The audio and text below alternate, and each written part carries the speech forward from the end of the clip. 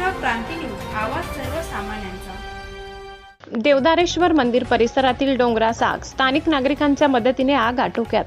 देवळा तालुक्यातील पूर्व भागातील वाखारी, भिलवाड तसेच डोंगर रांगेत सध्या मोठ्या प्रमाणात वणवे लागण्याचे प्रकार घडत असून यातच आता दिनांक 3 मे रोजी रात्री मौजे पिंपळगाव कक्ष क्रमांक 332 मध्ये देवदारेश्वर व नागिण नाला परिसरात आग अचानक वणवा लागल्याचे निदर्शनास आले।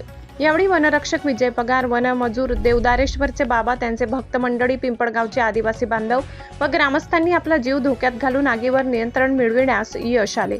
सदर आगीत वाढलेला पालापाचोळा, गवत जळाले। सध्या उष्णता खूप मोठ्या प्रमाणात वाढल्याने परिसरात आगीच्या घटना वाढत आहेत।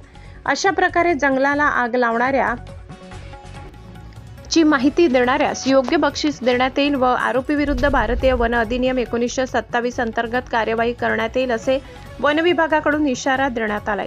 महाराष्ट्र क्रांती न्यूज साठी प्रतिनिधी दादाजी हिरे, देवळा। अशाच नवनवीन बातम्या पाहण्यासाठी आमच्या महाराष्ट्र क्रांती न्यूज या YouTube चॅनलला लाईक करा, सबस्क्राईब करा आणि बेल आयकॉनला प्रेस करा।